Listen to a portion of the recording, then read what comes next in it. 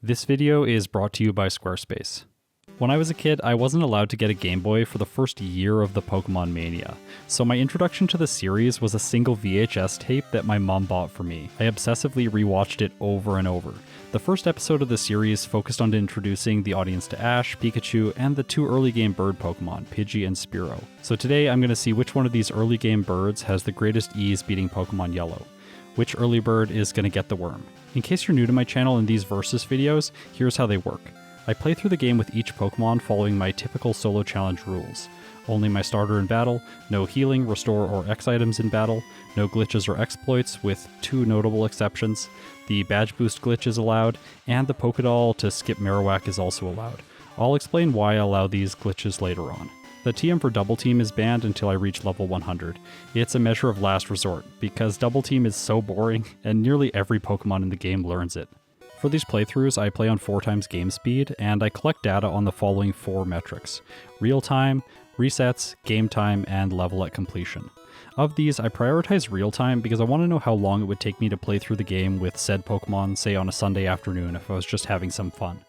Resets are largely based on luck and player error, game time is arbitrary and excludes time spent resetting, and finally, the level at completion is honestly quite irrelevant, but sort of fun to keep track of. Why is it irrelevant, you might ask? Well, if the Pokemon beats the game 20 levels higher, but 20 minutes faster, does it even matter? I don't think so. Originally, I actually introduced this metric to break ties between real-time and resets, but I just don't think that that's the best approach anymore. I use perfect Pokemon for these playthroughs so that the results can be compared fairly. I don't want to skew the results because one Pokemon is like an awful Pidgey and the other one is like Chad Spearow with 15 in all of its DVs. So now let's review our competitors, the Pidgey line and the Spearow line. Today I'll be starting with the first stage Pokemon and evolving throughout the run. This is actually my preferred approach, and I only start with fully evolved Pokemon when it's required, like with Alakazam, Gengar, Machamp, and Golem. The Pidgey line has more balanced stats, while the Spearow line is heavily centered around attack and speed.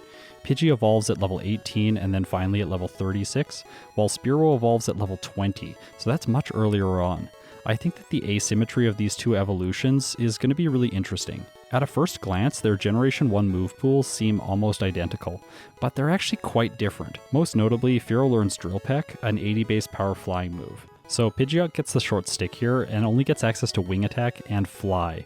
Wing Attack's a 35 base power move in this generation, and Fly's a 70 base power move, but it only has 95% accuracy. Ugh.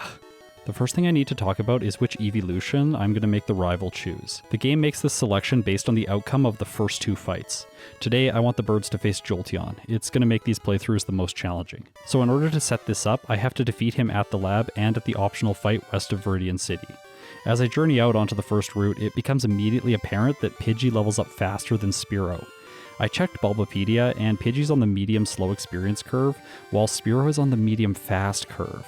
Counterintuitively, medium slow requires less experience to level up at a lower level than medium fast. So when training for the optional rivals team early on in the game, Pidgey is just leveling up a lot faster. At level 9, I feel comfortable taking on the rival with Pidgey. I've got Sand Attack after all, so I can get dirty if required. Against the Spearow, I spray slightly too much sand and take a lot of damage in the process. Before it faints, it lands a second Leer, lowering my defense and ruining my confidence for the following Eevee. I start off with Sand Attack, but Eevee still connects with Tackle and Pidgey survives with 1 hit point. I use Sand Attack again. Eevee misses, my 3rd Sand Attack helps prevent Eevee's own Sand Attack, and after I set up my 4th, I decide to start attacking with Gust. The damage is not impressive. Here's how I was feeling in the moment. This is so tense. Oh my. Yes, it did it. Oh, that was like the most tense fight ever. One with 1 HP. Sand Attack luck. Okay, so Sand Attack is carrying so far.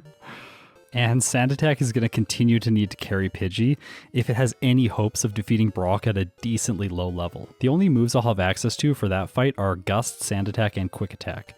Like, Whirlwind might be an option, but it's not because it's terrible. So let's review the other moves instead.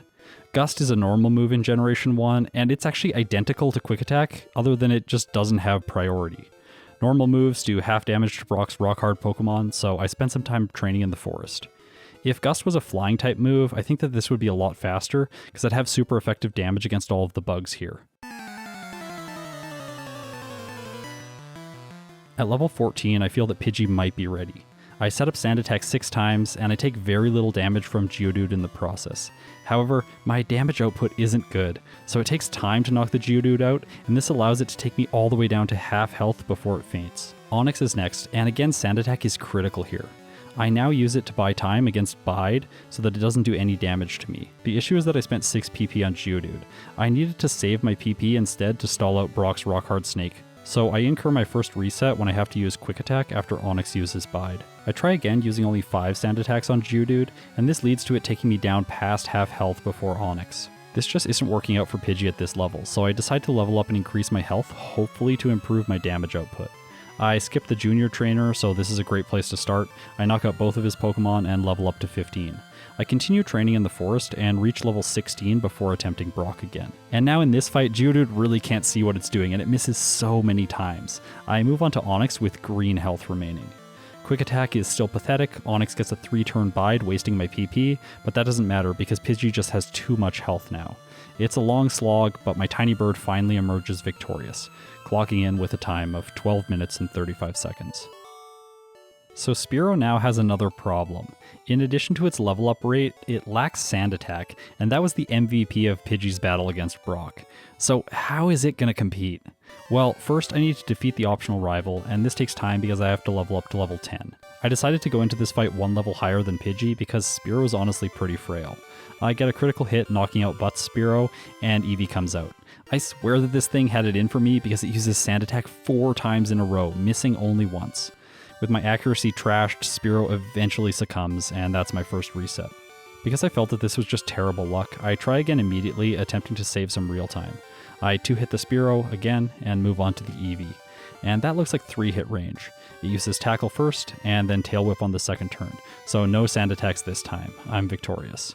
While Spearow might not level up particularly fast and it doesn't have access to Sand Attack, it does get access to Peck, and this move is super effective against the bugs in the forest, making training here easy.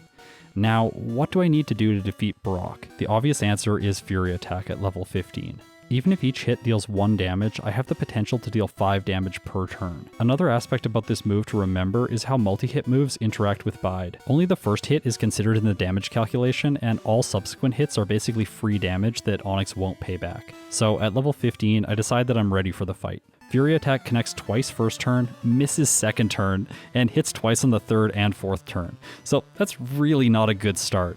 After that, I get my first 5 hits in, but it seems like it's a little bit too late. Geodude takes Spearow all the way down to 7 hit points before it faints. So listen to the live audio from this fight, I think that you can really hear how defeated I sound. Yikes, so this did not go well. Oh no. Bide. Probably shouldn't have used Fury Attack. Probably should have used Leer. Come on, crit. I need a crit with 5. Oh my gosh. 3-turn? Yes. Yes. Please. Yes. This is the hypest. Oh my gosh. 1 hit point. I actually won. Oh, okay. I'm speechless. All right, let's go. Spearow clocks in with a time of 13 minutes and 58 seconds. I find it interesting that both birds took 1 lucky victory to make it through the first portion of the game. Anyways, they're both moving on now. On the next route with Spearow, I only fight mandatory trainers to save time. In Mount Moon, I grab the rare candy, which I can use whenever I want, and then I fight 2 optional trainers. The first is Alas with 2 grass types, and Peck makes this fight a breeze. The second is Youngster with 2 Rattatats and 1 Zubat. I chose to fight these 2 because I'm starting to realize that Spearow might not evolve into Fearow before the rival on Nugget Bridge. I grab the Dome Fossil and then defeat Jesse and James. So, no level 20 for Spearow here. As a result, I face the optional Swimmer in Misty's gym to gain experience before I need to evolve. I probably should have faced the junior trainer, but oh well. Fearow gets a big improvement in base stats over Spearow. 25 more HP, 30 attack, 25 defense, 30 special, and 30 speed. That's a huge upgrade, and I get to try it out against the rival for the first time. This is where Fearow starts to gain momentum. Excellent attack, outstanding speed, and nearly 20% chance to crit allow it to get past the rival with ease, despite some bumps because of Sand Attack. I arrive at Misty at level 24. She opens with Staryu, and I use Peck, dealing more than half damage. She uses an X-Defend, and I knock her first Pokemon out. Starmie follows. Here, I make a mistake. I continue to use Peck instead of Fury Attack. The 85% accuracy just really scared me away, but I think that I could have finished the Starfish off faster if I just went for it. After all, Fearow does get Stab, the same type attack bonus on Fury Attack. Either way, I managed to defeat her, and now I'm heading south to Vermilion. On the SSN, I contemplate the sad fact that both Fearow and Pidgeot do not get access to Body Slam. I pick up Rest and the rare candy, and then I stomp the rival. When you're using a single Pokemon, you arrive here so overleveled that his team just isn't a threat, especially in Yellow version. So I'm not going to be mentioning this fight again in this video as a result. Now it's time for some trash cans. And here's my live reaction. Hey. Oh.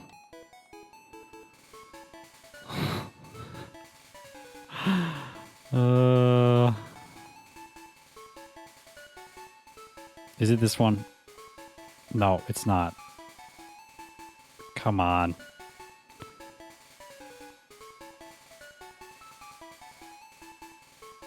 I'm pretty sure it's the one above.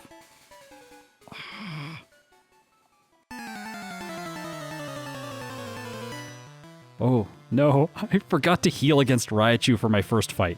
Fury Attack hits 4 times, taking Raichu down under half health. Okay, that's good. But then Thunderbolt zaps my bird and it faints in one hit. I heal up and I attempt the fight again. I use Fury Attack, it connects 3 times, Raichu growls, Fury Attack misses, and Thunderbolt strikes. But Fearow survives with 4 hit points. I connect with Fury Attack again, no critical hit, and then Raichu finishes me off with Mega Punch. I wasn't feeling very confident here, obviously, so to improve my damage output, I used 3 rare candies that I've collected up until this point, taking Fearow all the way up to level 30.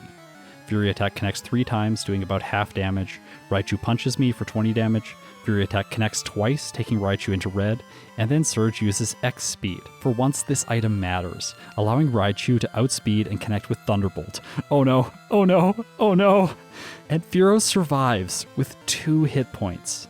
Fury Attack connects, and I take the victory. So the extra levels really helped me survive that hit.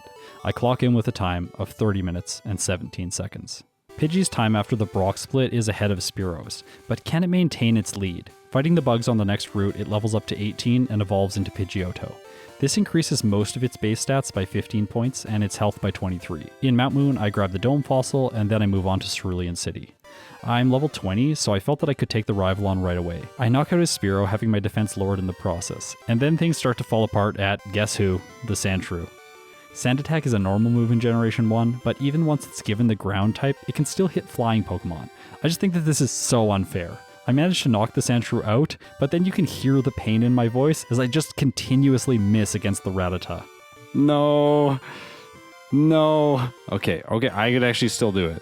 This is maybe actually, no. Okay, bye-bye. I try again immediately after, and this time I decide to play dirty myself, and I use Sand Attack. And then this happens. Come on. Please, no. Please. Okay, this fight is the worst. Oh, no. So, it's clearly not going my way. A few more levels will help, right? I face the trainers in Misty's gym to level up because they're the only remaining trainer EXP in this area without completing Misty or the rival. At level 21, I face the rival again, and this time I get past the Sandshrew without it ruining my accuracy. That makes the rest of the fight significantly easier. After Nugget Bridge, Pidgeotto's level 25, and then I take on Misty. Staryu is a 2-hit with Quick Attack leading to Starmie. Against it, I decide to use Sand Attack to ruin its consistency with Bubble Beam. There's a 1 in 4 chance for it to use it, so if I can just get it to miss once, I think I should be in a good place. But before I start attacking, it connects with 1, taking me all the way down to 18 health. I think I used Sand Attack 1 too many times. I cross my fingers and I go to town with Quick Attack. And my Sand Attacks pay off, allowing Pidgeot to avoid a ridiculous number of attacks and take the victory. Next is Surge, and yeah, I'm terrified for him. At level 28, Raichu outspeeds Pidgeotto, uses Thunderbolt, and just immediately finishes me off. Okay, that's incredibly discouraging. My plan for this fight is to use Sand Attack to avoid Thunderbolt. His AI randomly picks moves or X speed, so there's a roughly 1 in 5 chance that Thunderbolt's going to be selected. If Sand Attack can prevent it once, I think that I can win. After 4 turns of setup, I start using Quick Attack. This was so tense. I'm just waiting for the Thunderbolt text to show up every time it's his turn, but he doesn't go for it, and Pidgeotto wins, clocking in with a time of 30 minutes and 11 seconds. So, let's compare the results. 6 seconds. That's all that separates these two after the first 3 gyms. 6 seconds! It's clear that Fearow has been earning back its time that it lost in the Brock split with its now superior stats. However, waiting in Rock Tunnel is a contender for the most dangerous NPC yet. But before we talk about him, I want to mention the sponsor of this video, Squarespace. As many of you might know, I'm also a musician. Part of being a creative type is finding a way to get the world to see your work. When I first set out to make myself a site, I was intimidated because of my lack of experience coding. Luckily for me, Squarespace made the process of creating a beautiful site easy and intuitive with their website builder. I've personally used it to make sites for my portfolio of musical compositions, my private music lessons, or to advertise musical events that I'm taking part in. You can add images, video, and audio to pages, as well as manage scheduling and even turn your website into a full-blown web store. If you want or need to make a website, I'd highly recommend Squarespace.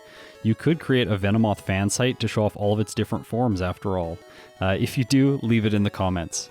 Go to squarespace.com for a free trial, and when you're ready to launch, go to squarespace.com/scottsthoughtspokemon to save 10% off your first purchase of a website or domain. Link is in the description. Thanks Squarespace for sponsoring the video. Now let's get back to the race. Fearow quite honestly doesn't have an answer for the Hikers team. I'm forced to just cross my fingers here and hope for luck with Fury Attack. The first Geodude goes down without blowing up, and then the second one does as well, leading to the Graveler. I was astonished here. Oh my, am I gonna... What? I did it without a single self-destruct. Okay, that's pretty good. However, with Pidgeotto, I actually have a strategy here. My favorite strategy of all, Sand Attack. I spam it, and I just wait for his team to KO itself. He misses once with the first Geodude, so that's nice, I'll probably survive now. And then his second one misses as well, so I guess the victory's ensured. And it actually works against all 3 of his Pokemon. They all just blow up, and they miss. I thought that both birds would struggle here, but they're actually both proceeding past him without stumbling at all. My route through the mid-game has 2 major sections. Items, and then training. Ordinarily, Pokemon get access to powerful TMs in this portion of the game, and that's sort of true today. Both of them get access to Swift, a 60 power move that bypasses accuracy checks, and they get Stab on it. It also hits Pokemon in the semi-invulnerable turn of Fly and Dig. Next, they get access to Fly, but I'm going to be skipping it on Fearow. After all, it has Drill Peck, and it's just better. However, Fly is, unfortunately for Pidgeotto, the best flying stab move that it's going to get. The fact that it takes 2 turns to work is just really not great, especially when I'm trying to go fast. Now it's time for me to explain why I allow the Pokédoll glitch to skip the Rocket Hideout. One of the most powerful moves in Generation 1 is Hyper Beam. It's base 150 power, 90% accurate, and you get to skip the recharge turn if you knock the opponent out. The only way to obtain the TM to teach this powerful move to your Pokemon is in the game corner. It costs 5,500 coins to be exact. That's 110,000 Pokédollars. So this is relevant to why I like to skip the Rocket Hideout. If you go into the Rocket Hideout, you can obtain so many great items, and they can be sold to buy Hyper Beam faster. Also, skipping the Hideout means that you skip the TM for Double Edge, and you skip a rare candy that's there. So it creates this interesting mid-game choice that I have to make with each run. On one hand, I can skip this location entirely, sacrificing a PP up, my most important item, rare candy, double team, and a lot of money, but I gain time. On the other hand, if I explore it and obtain these items, I spend the time but I access the loot that could be valuable to obtain, say, Hyper Beam, or it could be useful for other things. I like the choice that this creates in playthroughs, and the hideout isn't particularly interesting anyways, especially to narrate in these videos, so I don't see much value adding it to my normal playthroughs. Essentially, if I'm able to use a Pokédoll to skip Marowak, it makes Hyper Beam more of an investment, and makes these items walled off in an optional area. Today I want to grab some of these items, so I do a portion of the hideout and then I dig out. The most important of these is the rare candy. I'm anticipating that I'm going to need all 11 that I regularly collect, specifically for Lorelei. With the items taken care of, I now need to contemplate how each of these Pokemon is going to approach training in this section of the game.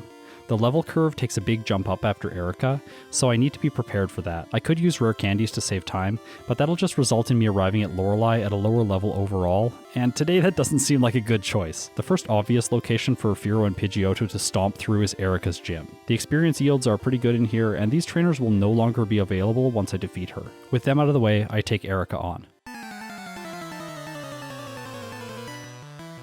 With Pidgeotto, Fly is my best choice. I take the Tangela out with 2 hits, Weepinbell's a one-shot, but Gloom surprisingly survives with the Sliver.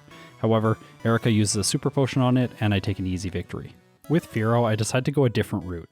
I face the trainers in the Fighting Dojo first. The experience yields here are great, I have a type advantage, and the attack stat experience is going to really help. The rival in Pokemon Tower is so easy to defeat now that I'm overleveled. Once that's done, I head back and I sweep Erica easily. I decide to try for Silph next. I actually completed these playthroughs before the holidays, and more recently I've realized that leaving Silph until after Koga is generally the faster approach. You can train in Silph, but training on Cycling Road and in Koga's gym and then returning to Silph usually gives better times. It also prevents losses against the rival here.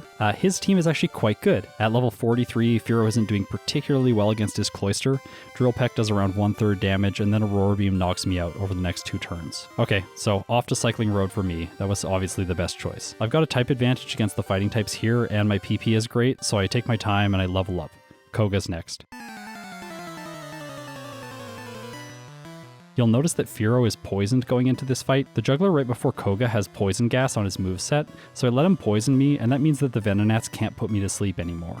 However, Fearow's speed in combination with Drill Peck just makes this fight trivial. I even one-shot the flying steel-type Venomoth. Fearow clocks in at 57 minutes and 37 seconds. Pidgeotto evolves into Pidgeot in Pokemon Tower.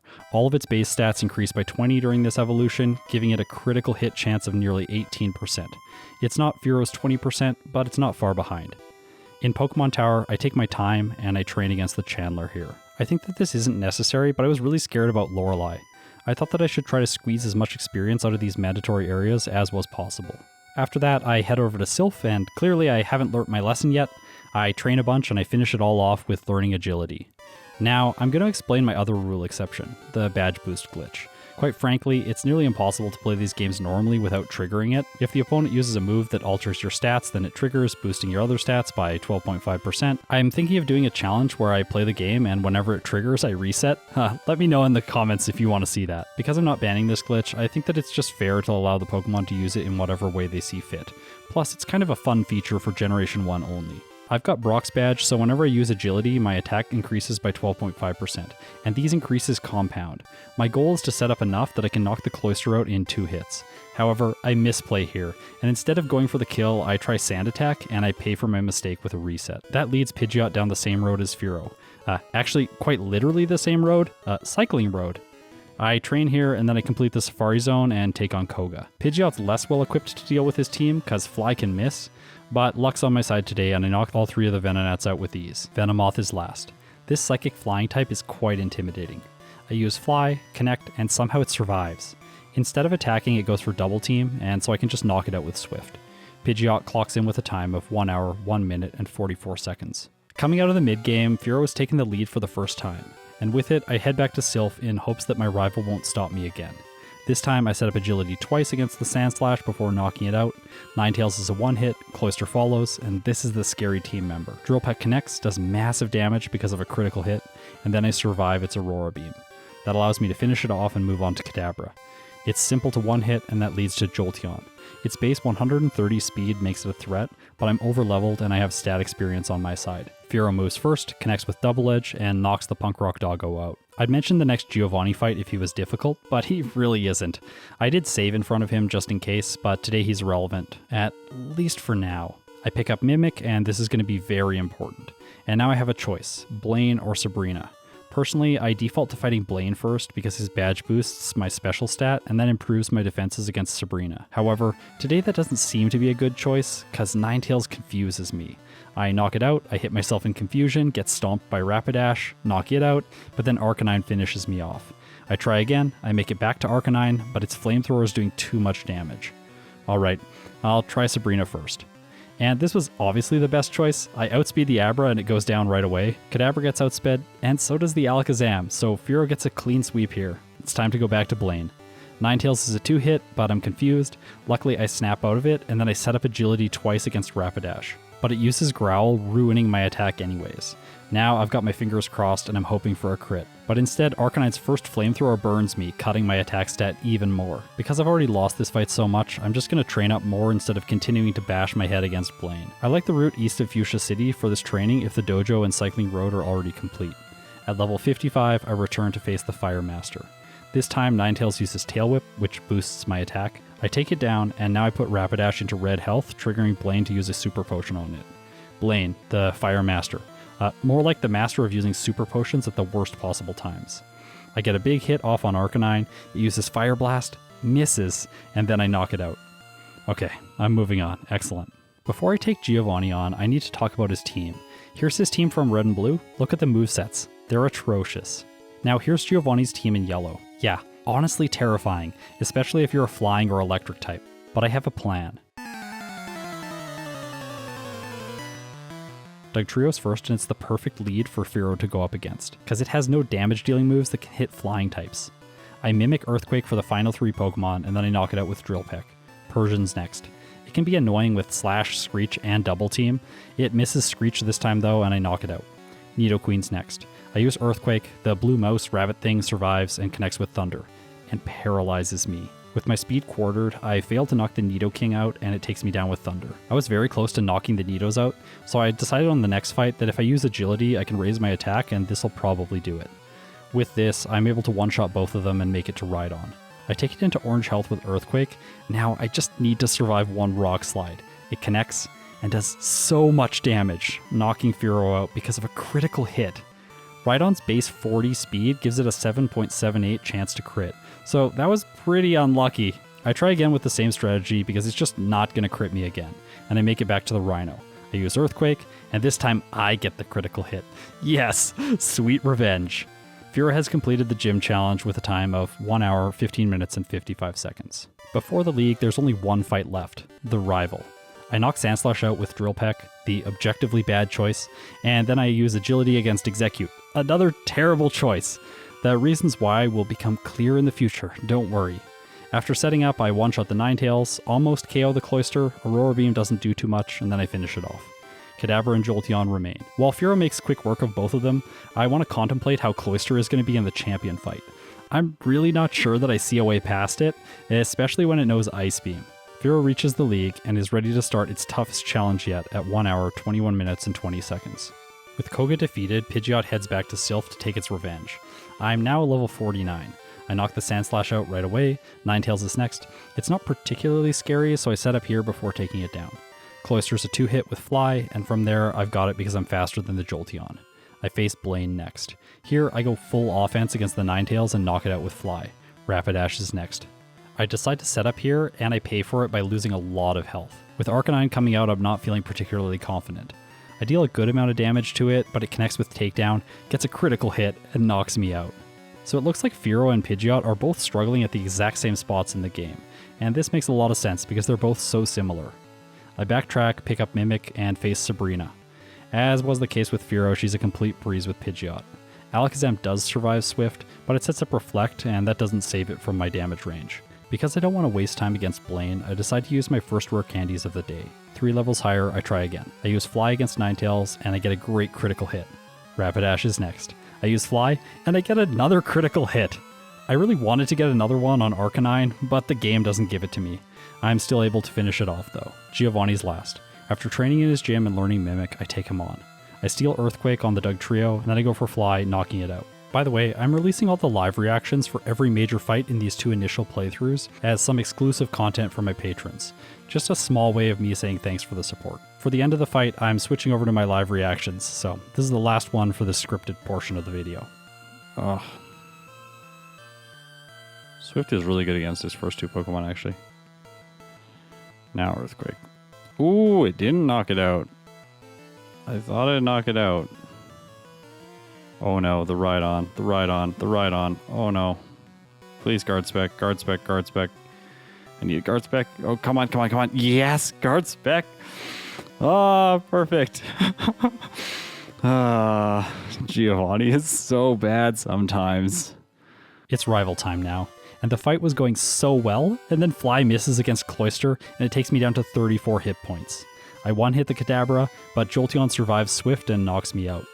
The next fight, I realize the strategy that I need to use here. I can mimic Sandslash's Slash.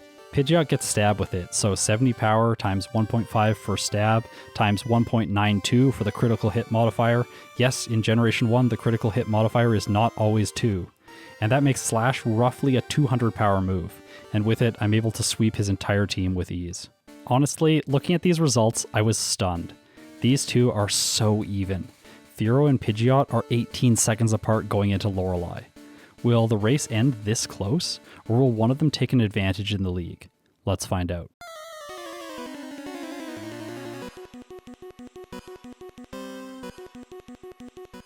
Fearow goes into the fight against Lorelei at level 64.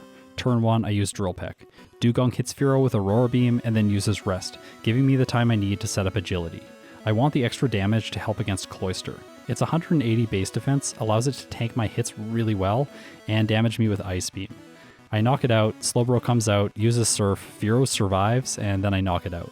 Jinx is frail, so I one-hit it with ease, and I need to just hope that Lapras is a one-hit or that it misses Blizzard. But it doesn't, and Fearow faints. I still have 5 rare candies left over though, so I use them and I take Fearow up to level 69. Nice. I add another layer to my strategy. After setting up, I mimic Rest to give Fearow an option for recovery. I knock Dugong out, Cloyster comes out, survives, uses Ice Beam, and freezes Fearow. That's terrible luck.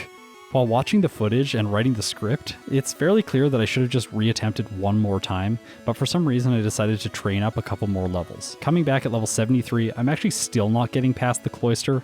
By the way, this is how it looks if Dugong's Aurora Beam lowers your attack. Yeah, it feels like completely hopeless. I try again because leveling up now is just going to take way too long. Unfortunately in this fight, Dugong doesn't get its regular memo that says, please use Rest on the second turn, and in this case it just spams Aurora Beam against me. But to balance things out, I get a little bit of luck on the Cloyster. I get a critical hit and that takes it into red health. This triggers Lorelei to use a super potion. So I actually avoided the Ice Beam there by improving my damage range. Nice. Slowbro also survives, but it gets a super potion as well. Jinx is a one hit, and then Lapras is last. It's the third Pokemon on her team that survives, and then gets another retroactive super potion. So the super potions, yeah, that's really what helped me win there. Up next is this hiker, and I get a bit silly by forcing my bird to dig a bunch of holes. The image of that in my mind is just like so strange. Now it's time for Agatha. Her ghosts don't have incredible physical defense, so I just spam Drill Peck and hope. At level 74, Drill Peck slices through her entire team. Lance is last. Gyarados leads. I use Drill Peck and it gets the job done because of a critical hit. I thought about using Mimic to steal Ice Beam, but as I was fighting the Dragonairs, I changed my mind. I used 2 Drill Pecks on Aerodactyl and it faints. Lance's ace, Dragonite, is last. Drill Peck does over half damage, and then Dragonite uses Thunder. It connects, but Fearow survives. This chunky dragon doesn't have a particularly impressive special after all. I knock it out, and now it's champion time.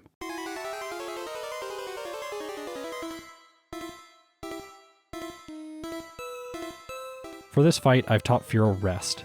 Against the yellow champion, this move is honestly incredible.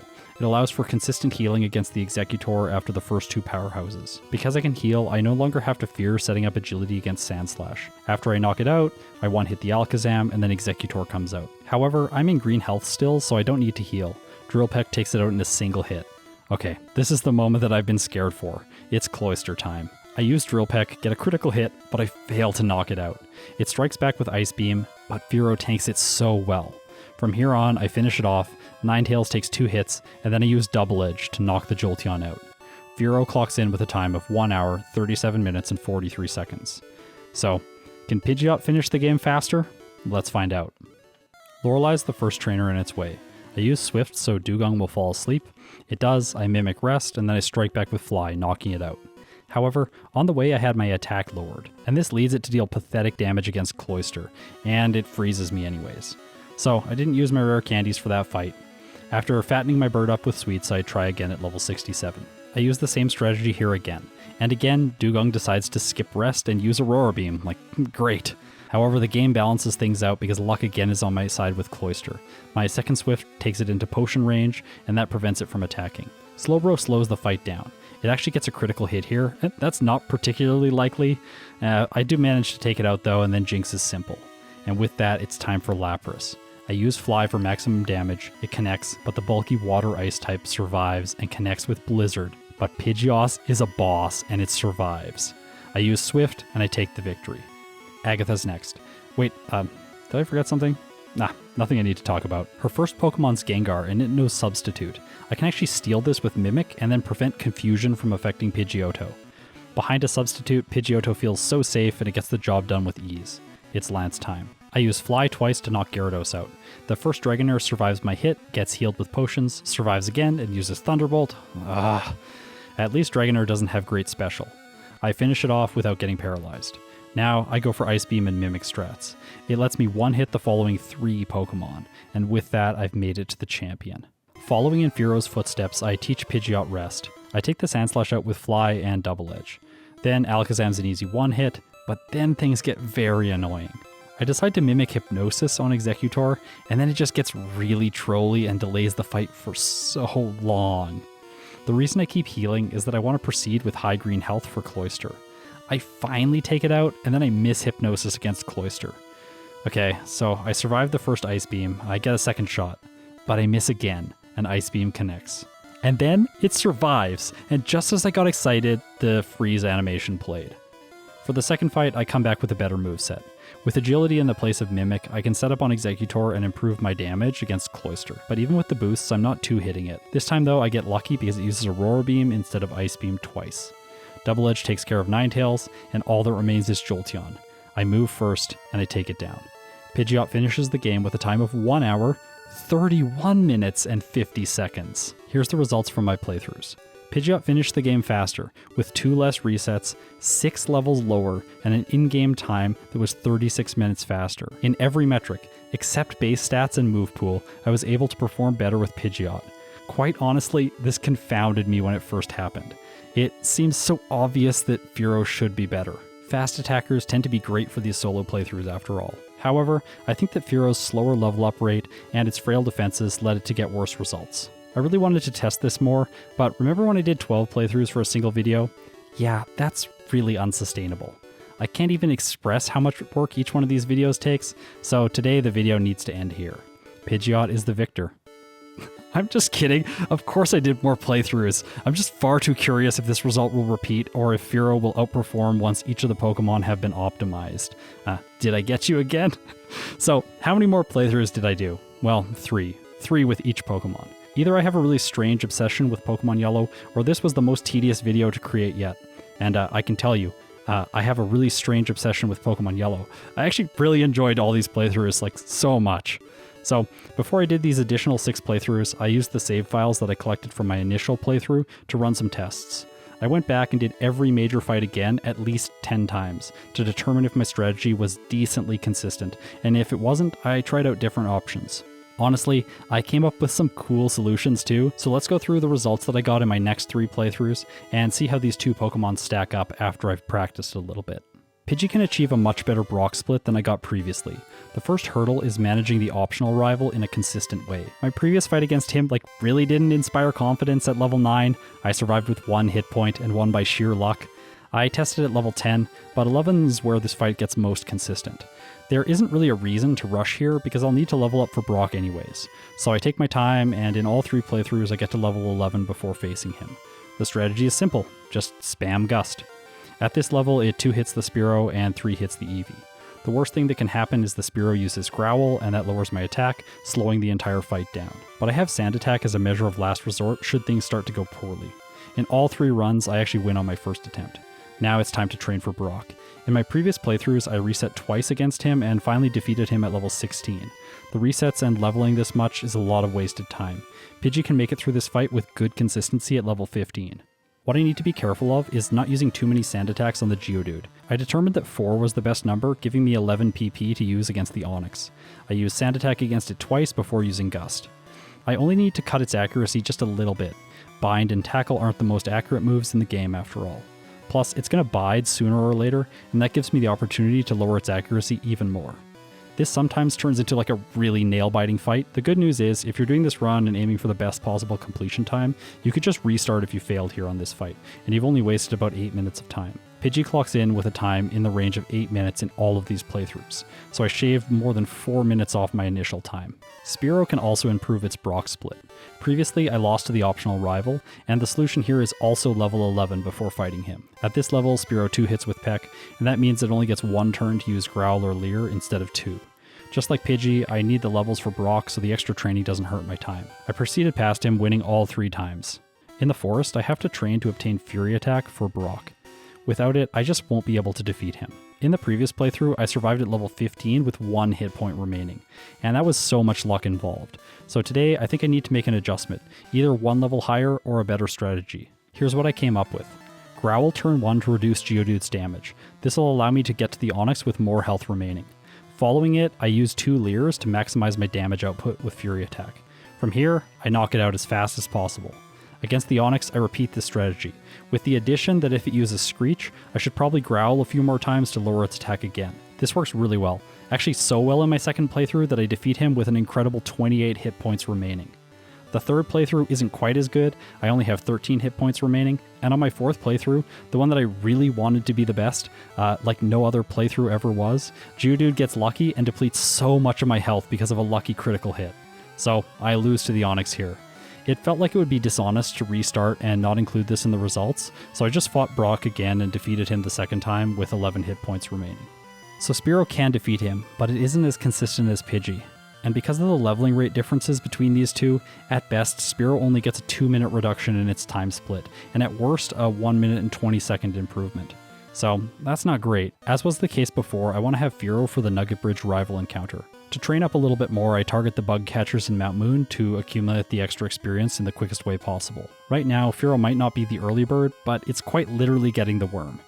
Against the rival, all I have to do is spam Fury Attack, and this fight can get tricky if Sand Attack connects, but even then I've got the stats I need to win. Misty's next. Starting at level 23, leveling up to level 24, I won 9 out of 10 times, just by spamming Fury Attack. Technically, on the first fight here, I just spam Peck against the Staryu, but it didn't do anything to me, so it doesn't matter. I missed my first Fury Attack on Starmie, and Bubble Beam hits Fearow, lowering its speed. And then Fury Attack misses again. Starmie uses Bubble Beam, Fury Attack hits, but only twice, and then Bubble Beam connects for a third time, and knocks me out because of a critical hit. So, this fight was awful. I can't believe that luck. I defeat her on my next attempt in this playthrough, though. In playthroughs 3 and 4, I just managed her on my first attempt with ease. Now, Surge is the least consistent fight in this entire run. There isn't any moves that can help me manage his Thunderbolt. I just need to pray to the RNG gods that he doesn't use it.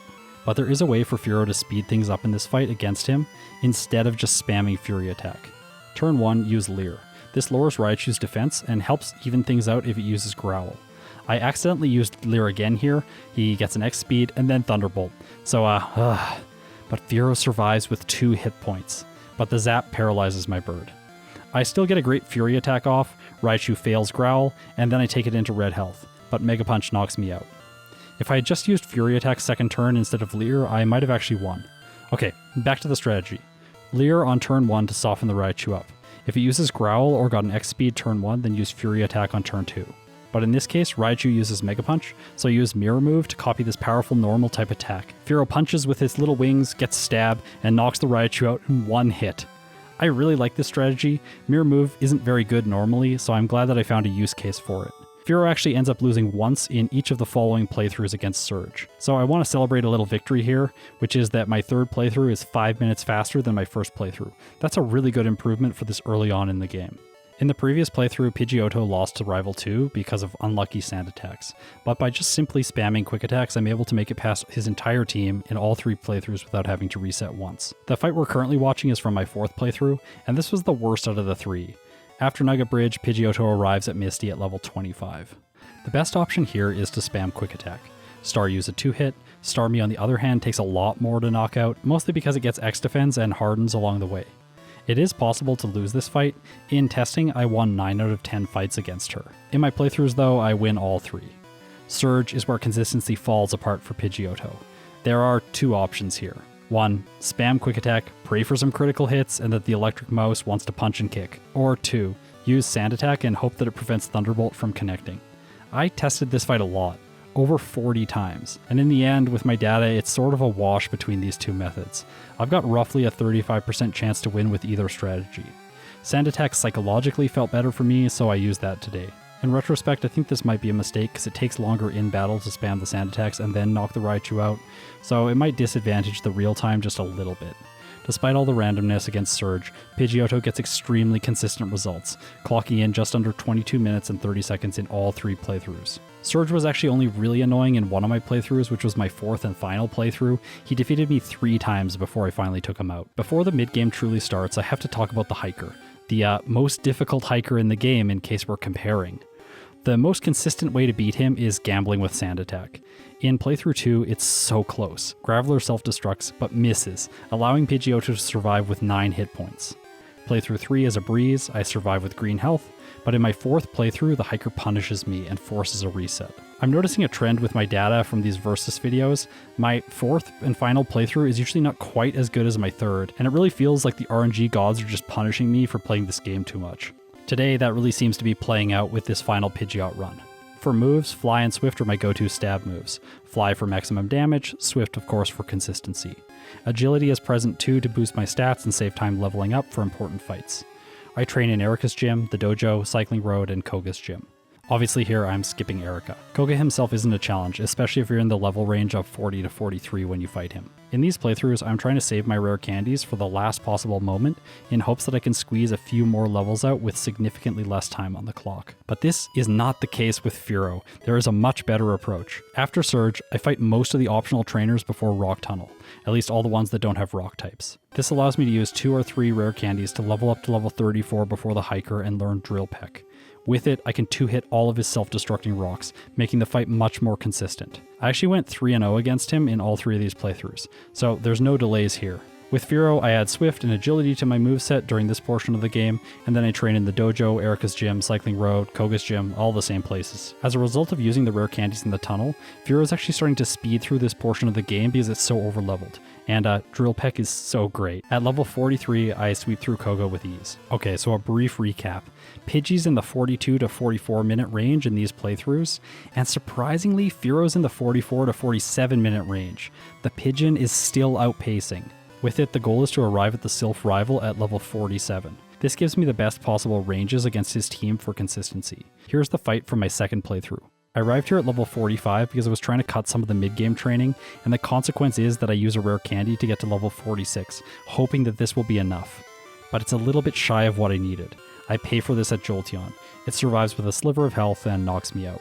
I can actually knock it out at this level, it just sometimes survives. However, in the next fight I get lucky and I proceed. In both of my other playthroughs, I defeat him on the first time. I train in Sabrina's gym. She's simple, set up on Abra, and sweep with Swift. Once she's defeated, I grab Mimic and I head to Cinnabar Island. I train in Pokemon Mansion and in Blaine's gym. Now, Blaine is the hardest part of the run so far for Pidgeot. I can't believe that. Here's the problem. His Pokemon have really powerful special attacks, and these special attacks get Stab. I have no way to improve my special because Agility doesn't trigger the badge boost glitch for that stat yet because I need Blaine's badge, and I also don't learn any recovery moves because Rest just takes too long against these fire types. Despite it not being particularly consistent, I think that the best option is to mimic Confuse Ray on Ninetales and then KO it immediately. Ninetales has Flamethrower, and I can't afford to get hit by that multiple times. In playthrough 2, I still hadn't figured this out yet. I was trying to confuse Ninetales and then set up. I pay for this mistake, having to reset 3 times before I finally defeat Blaine. And then this repeats in playthrough 3, but on my 4th attempt I finally figure out how to manage the Ninetales, and I defeat Blaine on my 1st attempt. However, I did survive this fight with 13 hit points, so yeah, this win is still pretty lucky. Giovanni is next. Now, I want to air my regular Sand Attack grievances at this point. I hate Sand Attack. Not when I'm using it, when the enemy is using it. To defeat the Rhydon, I need to mimic Earthquake, and then to boost my stats I use Agility because Dugtrio can't hit me with any damage dealing moves. However, it can lower my accuracy with Sand Attack. In the first fight, I make it to Rhydon, and then I miss all my Earthquakes because of a single Sand Attack. And then this repeats in my 2nd fight. On the 3rd attempt, I managed to win. These fights are from my 4th playthrough. Luckily for Pidgeot, I won on my 1st attempt against Giovanni in playthroughs 1, 2, and 3. The final rival's last, and he's completely trivial for Pidgeot. I mimic Slash as stab, high critical hit ratio move, and then I use it to Gen 1 stomp my way to a quick and easy victory. Pidgeot clocks in after this fight with times ranging from 1 hour, 2 minutes and 42 seconds to 1 hour, 5 minutes and 28 seconds. So that's more than 10 minutes faster than my first playthrough. I'm really happy with these improvements. Remember when I said that at a glance these 2 Pokemon have very similar move pools? I realized the implications of this between my 2nd and 3rd attempt with Fearow. Fearow gets access to the exact same options in the late game that Pidgeot does, just with the added bonus of having Drill Peck. The added power and attack for Fearow makes the Silph rival an easy 3-0 for Fearow in all the playthroughs. Sabrina doesn't require any setup here, just attack with Drill Peck and profit. But Blaine is still an issue. I tried Pidgeot's Mimic strategy here, but Fearow's lack of special makes this much scarier. Plus, my extra damage allows me to go on the offensive right away with Drill Peck. I lose once in playthrough 2, 2 times in playthrough 3 when experimenting with Mimic, and on my 4th playthrough, I finally defeat him on my first attempt. All in all, well done, Blaine. You join the ranks of Surge as leaders that I don't really have an answer for with these Pokemon. Like Pidgeot, Fearow has similar issues with Giovanni because of Sand Attack. I think that I'm getting stuck using Agility too much here. Fearow's additional attack likely gives it the ranges it needs without full setup. That would save some time as well and make the fight more consistent. I only actually have to reset here once in all 3 of the playthroughs, so that's a pretty good result. The final rival is another Gen 1 Stomp with Slash. Fearow clocks in with times ranging from 1 hour to 1 hour, 2 minutes, and 45 seconds. So it's taken the lead from Pidgeot. Here's why I think that it works this way. In the mid-game, Fearow's progress speeds up as it works to shed its time deficit that it accumulated in the early game. Finally, by the late game, the 2 Pokemon's level curves are starting to require around the same amount of experience per level, and Fearow now earns this experience faster because of its offense. Before Lorelei, I use all of my remaining rare candies. I want the max level possible to ensure my ranges are good against Cloyster. Pidgeot's best moveset going into the league is Rest, Mimic, Agility, and Fly. Just hearing that moveset, you obviously know that this is a Generation 1 playthrough. Against her, I use Fly first turn to ensure Dugong is damaged, then it falls asleep because Rest, and that gives me a chance to set up. After that, I knock it out, and now I have a 2-hit range on Cloyster. Funnily enough, the AI actually gets a Gen 1 miss here with Ice Beam, so that's really nice, but it isn't required for me. At Slowbro is where the important part comes in. Mimic Amnesia and set up to raise my special. I'm not doing this for badge boosts, I'm doing this so I'll survive Lapras's Blizzard because I can't one-hit it. Rest allows me to heal during this process and ensure that I proceed with green health. The flaw of this strategy is that Slowbro can get a critical hit, but look at its crit rate. I'm okay with that being the flaw. Jinx is a one-hit, Lapras survives, and I got a critical hit here which put it into red health, so Lorelei uses a super potion, and then I knock it out. In all 3 of my playthroughs, I defeat her on my first attempt. The next hiker is the 3rd most difficult hiker in the run, just behind the hiker on Nugget Bridge guarding the elixir. After he's out of the way, it's Agatha time.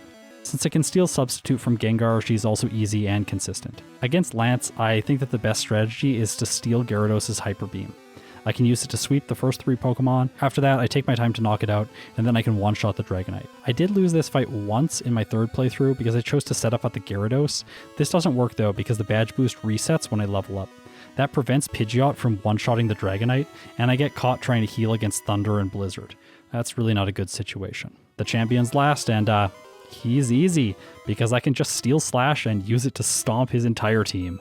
I said Fearow having the same move pool as Pidgeot was relevant, and this is important for the first portion of the league. I can use the exact same strategy against Lorelei.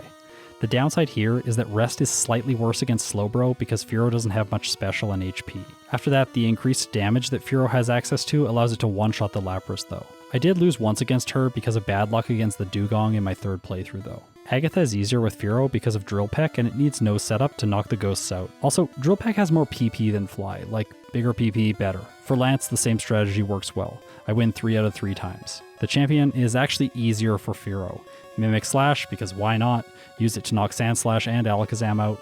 Drill Peck one-hits the pineapple coconut tree thing. I wish that Slash would give me a one-hit range on Cloyster, but it just doesn't. That thing has so much defense. My only fear here is that he gets a critical hit with Ice Beam, but he doesn't in all 3 playthroughs. I use Slash, I KO his last 2 members, and Fearow is the champion. Here are the final results.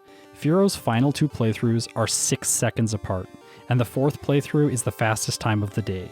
It also got all the way down to 2 resets.